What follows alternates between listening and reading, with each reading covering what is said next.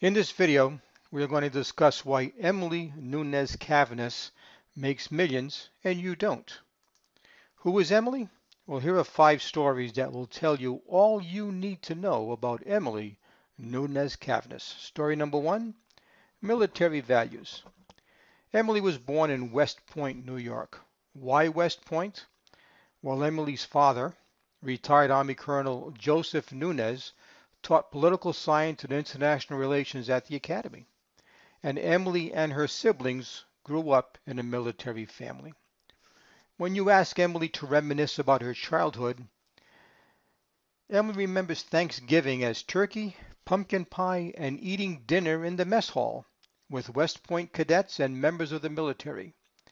Emily considered the cadets and the military as part of her family. That was the good memory, because then Emily remembers how she felt when she learned about 2 types of military surplus. The first was what happened to the uniforms, parachutes, tents, etc. when they were no longer needed. They were burned or they were buried. What a waste, she thought. Second was how veterans had difficulty finding meaningful employment when they left the service. She felt that these veterans were treated like they were military surplus. What an insult to our veterans, she thought. Emily remembers thinking, as a child, there must be a way to find value in military surplus and to treat returning veterans with the respect they deserved. Let's jump forward a few years, and Emily attended Middlebury College in Middlebury, Vermont.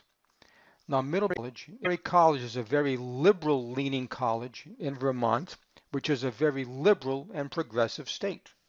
So how would a child raised in a military family adapt to this liberal atmosphere?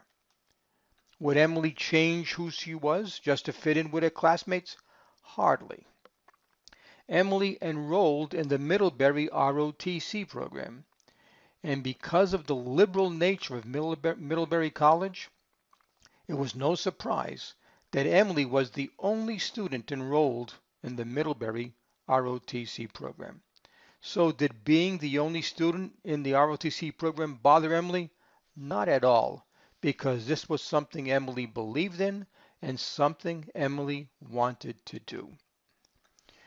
But being enrolled in ROTC meant that on weekends, while her classmates were partying at night and dealing with the hangovers in the morning, Emily had to set her alarm clock to wake up at 6:30 in the morning because she had to drive 1 hour each way from Middlebury, Vermont to Burlington, Vermont to attend ROTC classes and training. As you will see throughout these 5 stories, Emily lived her life by what I call the 3 Ds: dedication, determination, and discipline. Do you think her military upbringing had anything to do with that? But as dedicated, determined, and disciplined as Emily was, she knew there was something missing to get her from where she was to where she should be. She did not know what was missing, but she was convinced that she would recognize it when she saw it. And wow, did she! As you will see in story number 2, which is called Aha Moment. In her senior year, Emily Nunez Cavness, an ROTC cadet ready to become an officer, attended a talk sponsored by the college. The speaker was a Ms. Jacqueline Novogratz. Ms. Novogratz is the founder of Acumen, a nonprofit venture fund dedicated to addressing global poverty.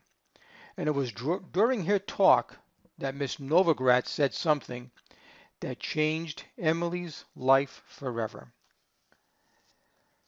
She talked about a company that used recycling as its business model. That was the statement. A company that used recycling as its business model. That one statement stunned Emily as if she had just been hit by lightning. Her mind went into overdrive.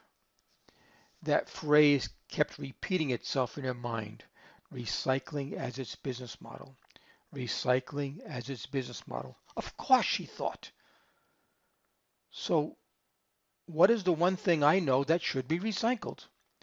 Emily went back into her childhood and thought about military surplus. What if the military surplus could be recycled? What if I could create a company that recycles military surplus? Emily thought. That could work. But her mind did not stop there. Well, what about the plight of returning veterans? Well, then this company would hire the veterans and give them meaningful employment. And her mind went back to the military surplus. What could I make out of military surplus that my classmates would buy? So Emily looked around the room and noticed that most of the students attending this lecture had a bag of some sort propped up next to them. She says, well, I could produce attractive bags out of military surplus that would appeal to my peers. And that's when Emmy realized that she had stopped listening to the speaker, but she didn't care. Her intuition told her that she was onto something very, very special. And whenever Emily needed to bounce something off someone, she always did the same thing. She would call Betsy. Who is Betsy? Well, we'll tell you who Betsy is in story number 3, which is appropriately called Betsy. Betsy Nunez is Emily's older sister and her best friend. Betsy was living in Boston and working in sales and marketing. Betsy was always Emily's go-to person to discuss her ideas with and to help her determine if her ideas were crazy or not. Emily trusted Betsy to give her sound advice. So Emily in Middlebury, Vermont, calls Betsy in Boston, Massachusetts, and Emily starts the conversation by asking, Betsy, what if we could turn a surplus ROTC tent into a stylish tote bag? Now Betsy knew from the moment she said hello that Emily was excited about something. So Betsy responded, Emily, why are you asking me that? That's all Emily had to hear, and did she open up. Emily told Betsy about the presentation, where the speaker talked about using recycling as his business model. Emily then talked about military surplus that they both remember when they were living at West Point. And then Emily talked about the problem veterans had finding jobs when they left the service. And then Emily talked about the opportunity to turn military surplus into stylish bags. And Emily went on and on and on until Betsy finally said, Emily, I've heard enough. I'll drive up to Middlebury this weekend because I have many questions. So that weekend, Betsy got into her car and drove 4 hours from Boston, Massachusetts to Middlebury, Vermont. Emily and Betsy met at a local coffee shop. And after exchanging the niceties, Betsy did her Betsy thing, which Emily knew she would. Betsy grilled Emily about topics such as raw materials, production, pricing, sales, marketing, line extensions, on and on, question after question. Well, Emily, knowing the type of questions that Betsy would ask, had all of the answers already prepared. But then Emily added one more thing that pushed Betsy over the edge. She said, Betsy, we will insist that whichever contractors we work with to produce these stylish bags, they have to have a hire a veteran program in their business or we will not work with them. Betsy then said, Emily, I've heard enough. Let's do this. So Betsy and Emily, meeting at the coffee shop, agreed to spend Emily's senior year creating a business plan. And when that business plan was completed to Emily and Betsy's satisfaction, they both felt they were ready to start their company and go raise money to fund their company. They named their company Sword and Plow with a great tagline, repurposed with a purpose. Emily and Betsy went out and recruited a team of people with complementary skills to execute their fundraising campaign. And they decided to use Kickstarter with a firm launch date of April of 2013. But a few hours after putting their team together, something happened that could have destroyed all of their plans. Emily received a notice from her division headquarters that she was going to be deployed to Afghanistan in 3 months, just when they were going to execute their fundraising campaign. So for the next 3 months, Emily would be training for her Army deployment. But with Emily being Emily, remember the 3Ds? While she was training for her deployment and whatever free time she could find, Emily was working on their Kickstarter campaign. So how did the Kickstarter campaign go? Well, we'll tell you in story number 4, which is called Kickstarter.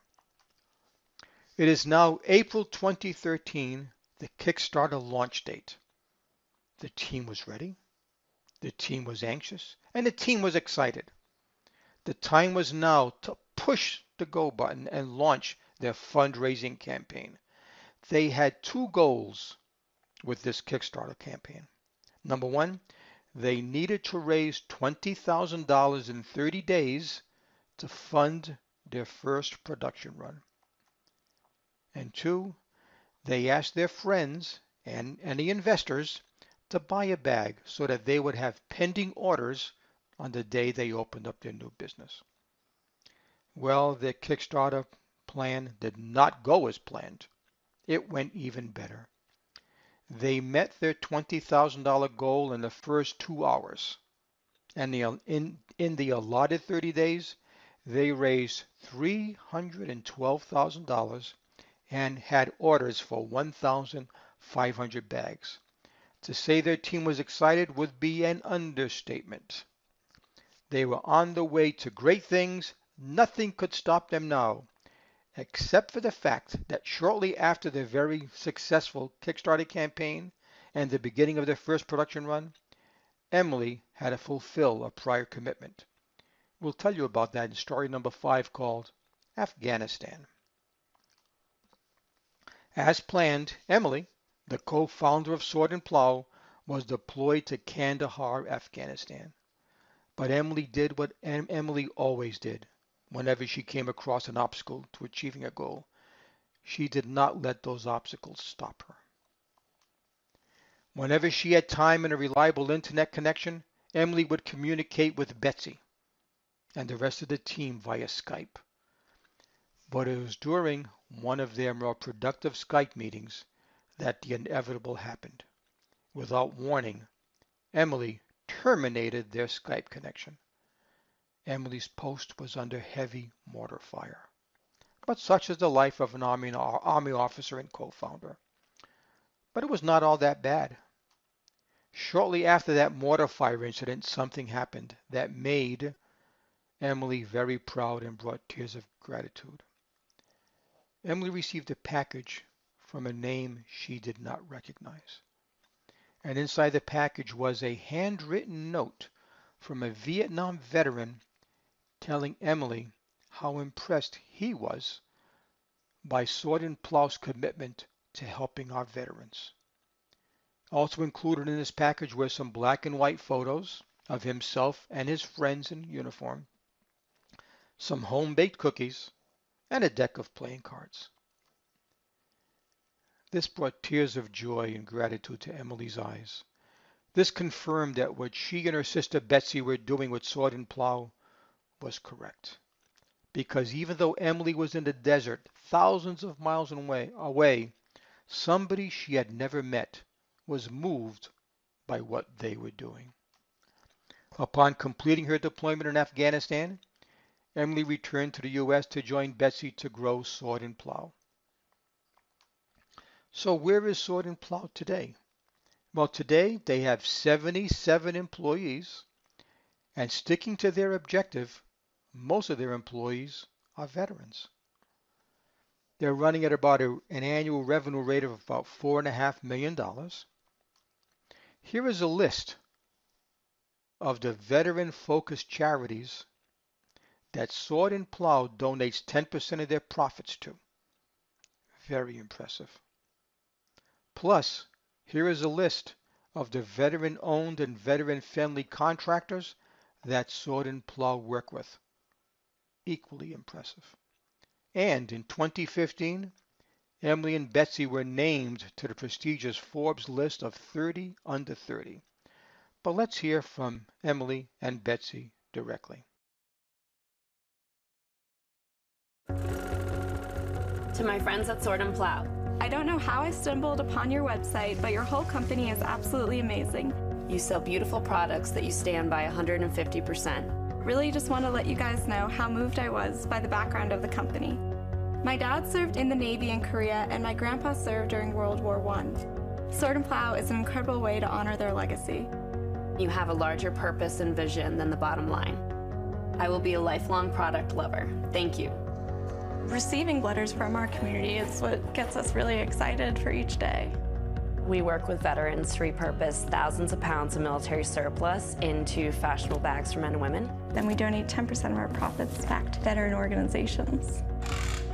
We focus on Made in USA manufacturing. We focus on empowering veteran employment, repurposing waste, being a sustainable company, and really creating a fashionable quality product. The woodland camo outer body on the dock. We are sisters. Definitely very close and each other's best friends. We grew up on military posts. I'm active duty in the military, and I remember seeing these huge piles of military surplus and wondering what happened to them, and finding out that oftentimes it's burned or buried and wasted. Emily turns and looks at me and she says, "What do you think if I were to take one of my tents and turn it into a tote bag?" And that's where it all started. Running a small business is definitely difficult. Hello, welcome to the Holiday Inn. There's so many different things that we're trying to juggle. And we've been traveling a lot. We have about 5 or 6 boutiques to stop by. Just this past week alone, we've been in New York, DC, Denver. I think it can be draining being on the road sometimes. We definitely enjoy the breaks and the moments where we're able to relax before the next big thing. Thank you. It's so great to know that there is a hotel out there that we can count on. Some of the boutiques are just right over here. It's an extension of our team and a support system. Good afternoon, Betsy. Your samples are here. Knowing that there's a hotel that's really looking to help small businesses succeed is an incredible feeling. Let's do it. We're not just a handbag company. We have this incredible social mission. We work with American manufacturers that employ veterans. Oh, wow. Veterans are such empowering assets to communities. Thanks a lot. Yeah, it's so nice to be able to see you. I think it's been an incredible journey so far. Our goal really is for Sword and Plow to become a really strong American heritage brand. Holiday Inn. Together, let's make your next journey extraordinary. So what can we learn from Emily that will improve your chances of making millions?